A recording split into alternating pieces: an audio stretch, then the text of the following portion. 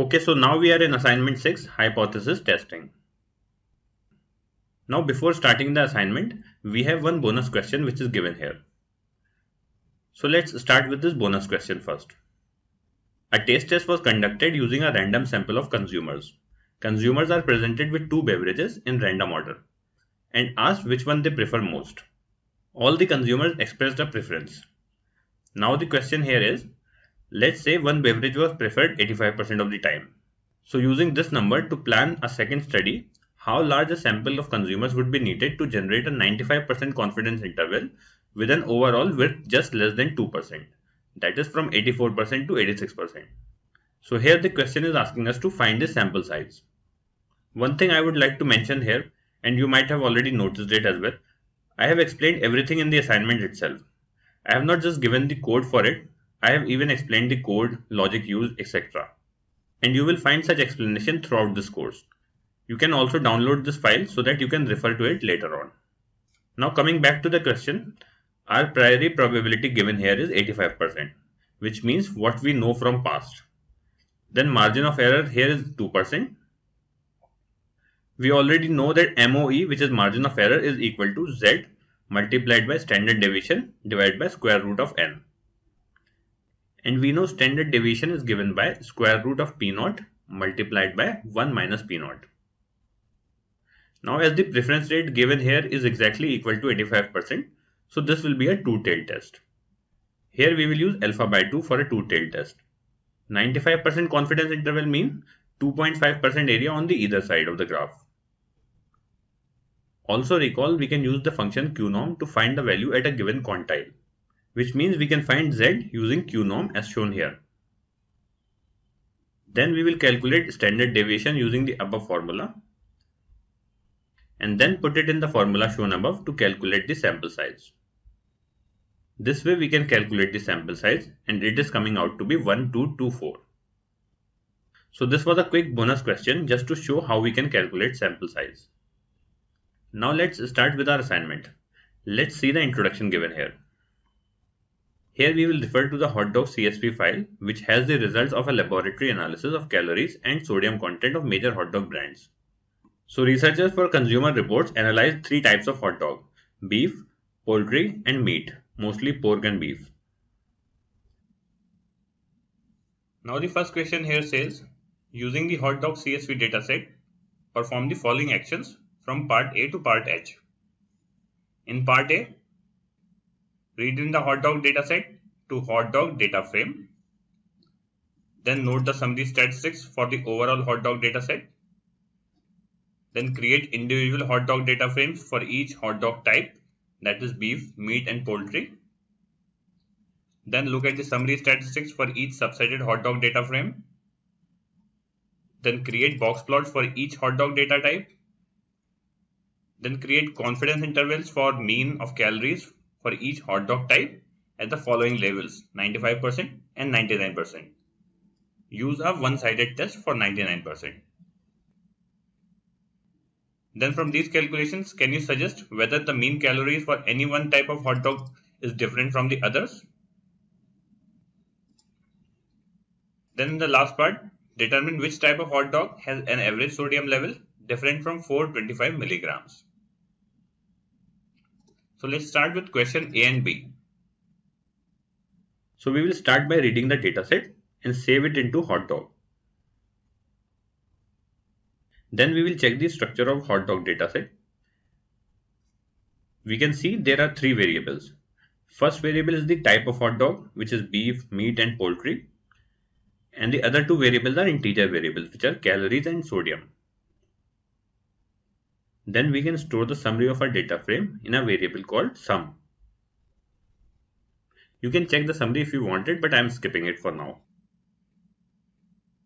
Then next is to create data frames based on the type of hot dogs. So to do this, we can subset the data using the type of hot dogs as shown here. We will create our first data frame beef. We will subset the rows that has beef hot dog. We can subset it by checking the hot dog type and then again subset it if the value is equal to beef. Similarly, we can do it for meat and poultry as shown here. So this is another way of subsetting the data using the name. Now after this, we can check the summary of each of the data frame as shown here. So we can see we have 20 observations in beef data frame, we have 17 observations in meat data frame, and we have another 17 in poultry data frame.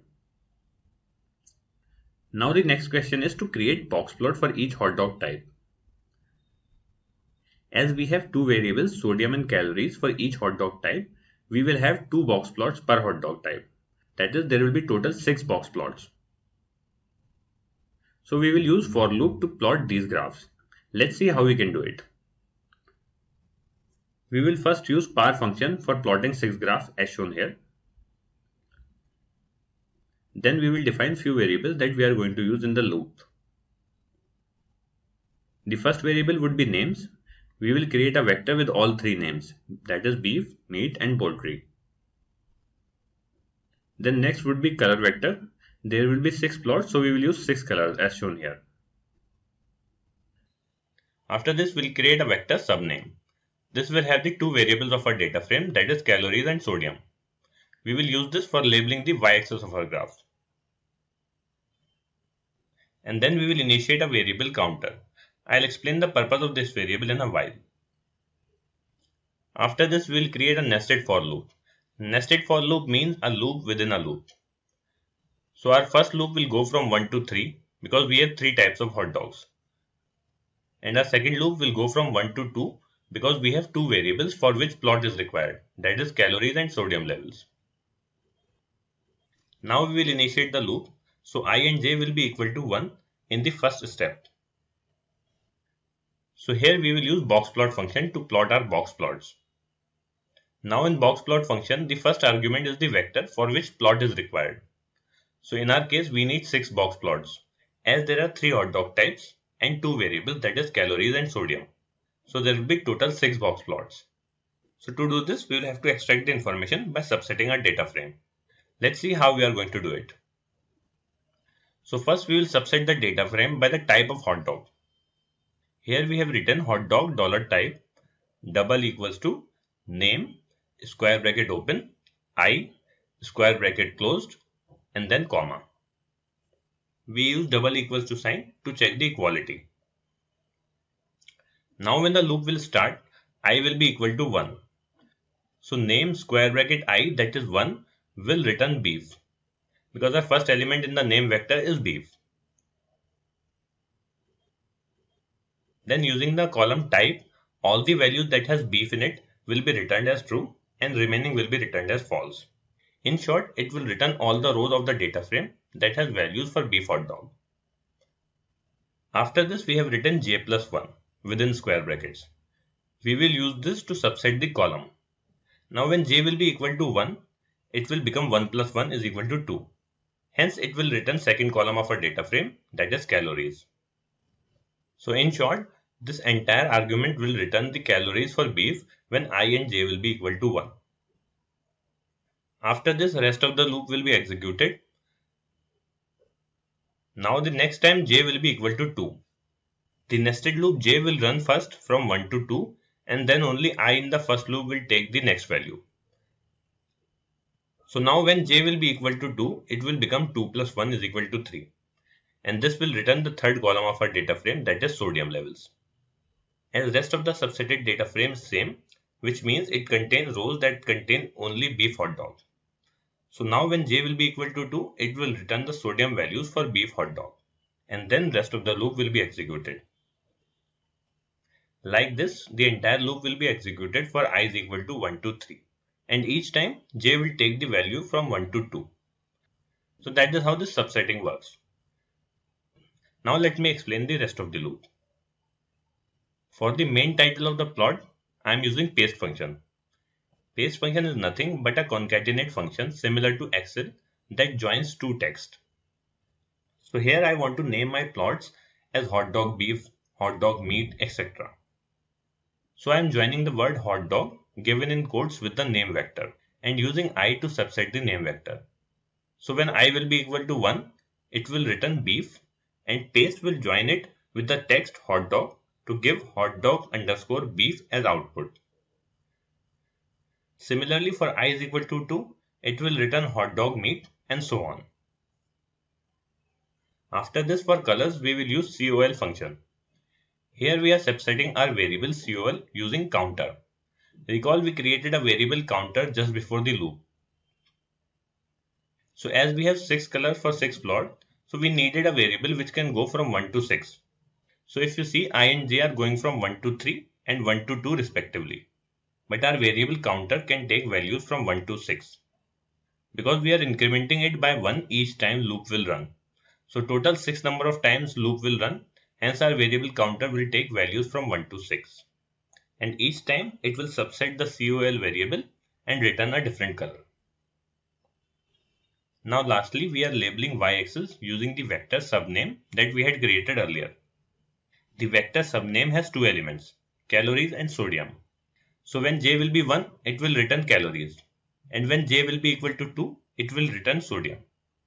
After this, we can close the bracket and we will run the entire loop and our plots will be plotted as shown here. So I am sure guys, you might have found this one a bit complicated. But that's how you learn complex looping. If you see below, I have given the explanation as well. So if you are unable to understand anything, refer to this explanation or you can watch this part of the video again. By the way, the best way to understand the loop is to put a value of I and j like we did using I and j equal to 1 and then just check the output in each step of the loop. This way you will be able to understand the loop very easily. Now we will move to the next question, question F. Here the question is asking us to create confidence intervals for mean of calories for each hot dog type at the following levels, 95% and 99%. Use a one-sided test for 99%. As you can see here, we know the formula for Ci is equal to mean plus minus z alpha by 2 multiplied by standard deviation divided by square root of n. So we will have to find mean, z alpha by 2, standard deviation and n. To find this for each column, we will use a loop again. So we will create two numbers of empty matrix here for storing confidence interval and mean. There will be 6 CIs as there are two variables, calories and sodium, and there will be 3 means for calories, one for each hot dog. Hence, we are creating result matrix with 2 rows and 3 columns. And then the M matrix is for mean with 1 row and 3 columns. So let's see how we will do it. So we'll create a result matrix for confidence interval and M matrix for mean. We'll use the matrix command here and keep the first argument as blank and then only mention the number of rows and number of columns that are required there. So this way we'll create a null matrix for storing the confidence interval. This null matrix will have 2 rows and 3 columns. Then we'll create another null matrix for storing the mean. Again we'll give the first argument as blank. Then we'll mention the number of rows and the number of columns. So this null matrix which will store mean will have 1 row and 3 columns. After this, we'll store the value of z alpha by 2 in a variable called q. We will be using this value of z alpha by 2 later on in the loop. Okay, so before we initiate the loop, one tip I'd like to give you here is that when you're coding, always try to code which is not hard-coded or it is of generic form. What I mean here is that if you want to use the value of 2 plus 2 is equal to 4 in a code, then instead of using 4, define variables and write x plus y. This way, if tomorrow x and y gets changed, then you don't have to change your code. That is how I prefer to do it. Okay, so coming back to the problem now. Now we'll create a loop. Here we are calculating mean, standard deviation, sample size, and the result matrix, that is confidence interval. Now the first loop is going from 1 to 3 and the second loop is going from 1 to 2. Now loop is working pretty much the same as we explained above, so I don't think there is any need to explain it again. We have used round formula in the mean to round it up to one place of decimals. Also, if you notice, earlier we used I and j both to subset our hot dog data frame. But this time, as we are only interested in column that is for calories, so we directly mention the number 2. We could have mentioned j as well, as we did in the previous loop, but that is not required here. So this is an example of hard coding.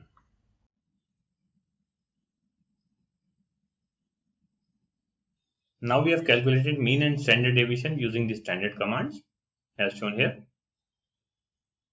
And then we have calculated the sample size n.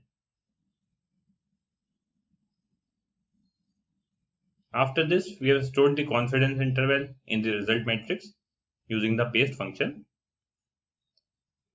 Now in paste command, we have given the formula for calculating the confidence interval that we have shown above. So what paste will do is, it will calculate and convert it into character and then concatenate or join them together. And then in the end, before exiting the second loop, we will store mean values for each of the hot dogs. So as I explained earlier, first loop is to browse through the type of hot dogs and second is to browse through the various columns, or in this case to store confidence interval values in matrix.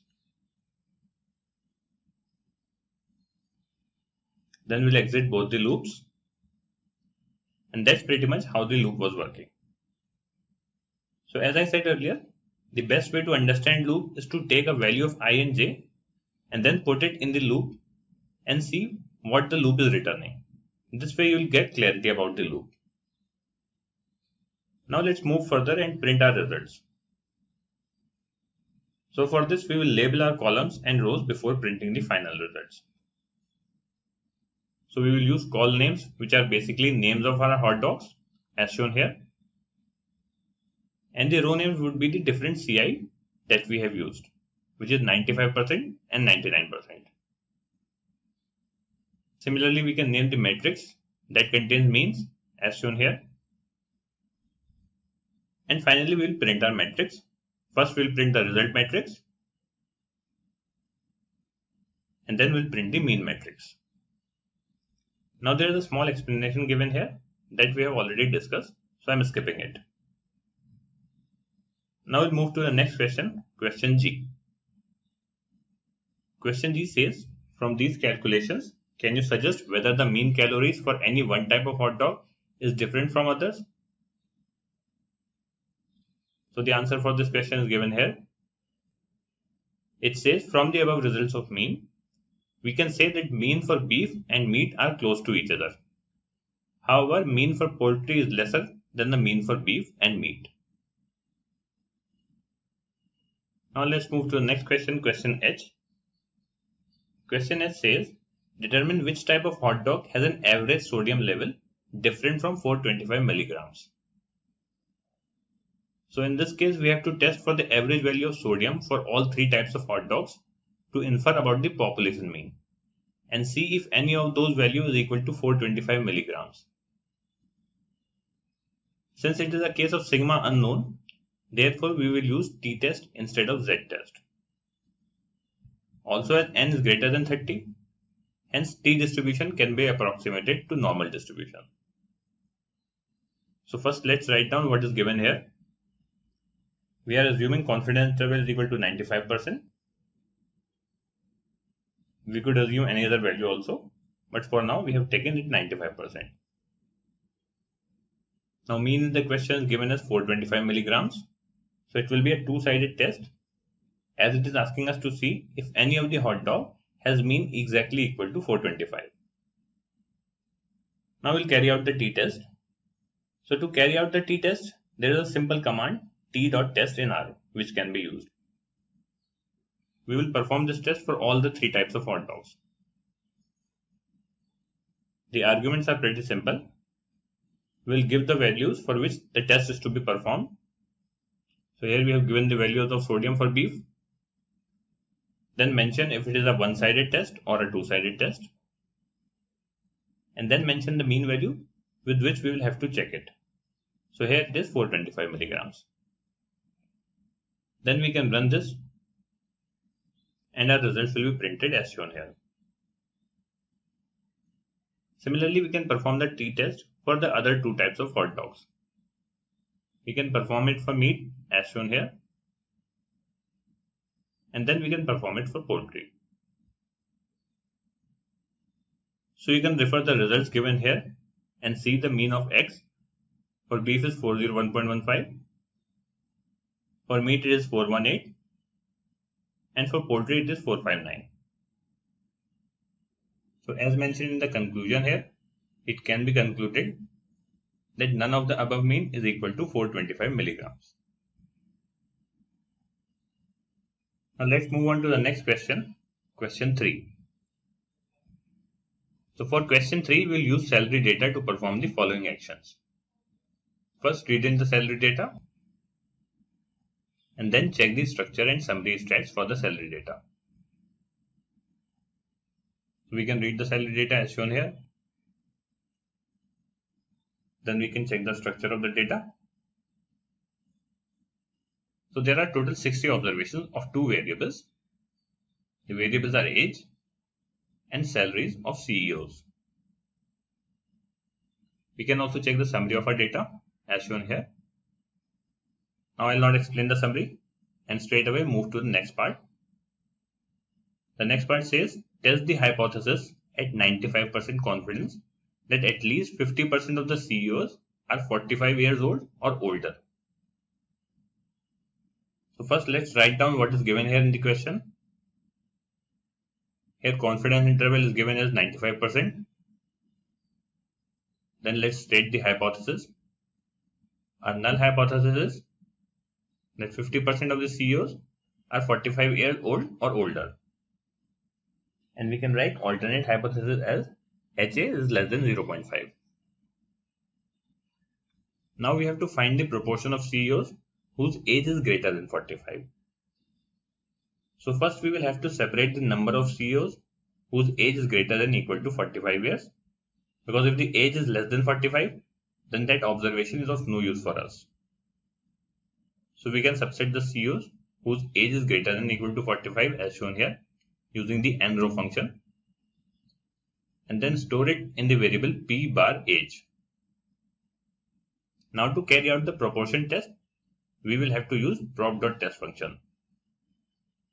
So the first argument is the number of successes, that is CEOs which meet our age criteria. So we can use the p bar age variable in which only those CEOs are stored whose age is greater than or equal to 45. Then the second argument would be the total number of observations, which is 60.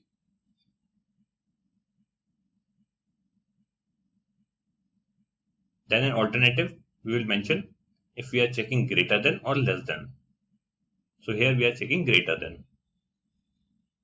Then we'll mention the confidence level. And after this, we will run this and we'll get our output as shown here. Now let's see the explanation. It says from above results comparing p-value with alpha of 0.05, it can be concluded that at least 50% of the CEOs are above 45. Now let's move on to the next question. It says test the hypothesis at 95% confidence that at least 50% of the CEOs earn less than $500,000 per year. Use one-sided hypothesis test. So again, confidence interval is given as 95%. Then we'll state the hypothesis. Our null hypothesis is 50% of the CEOs earning less than $500,000.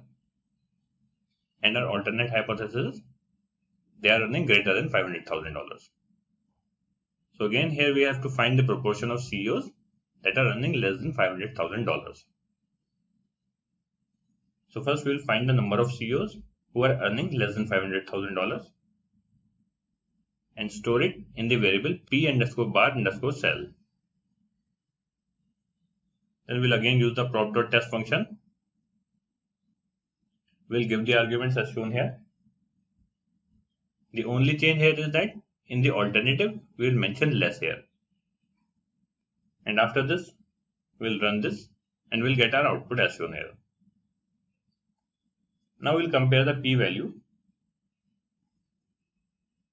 So as p-value is greater than alpha, hence it can be concluded that we failed to reject the null hypothesis, which means at least 50% of the CEOs are earning less than $500,000.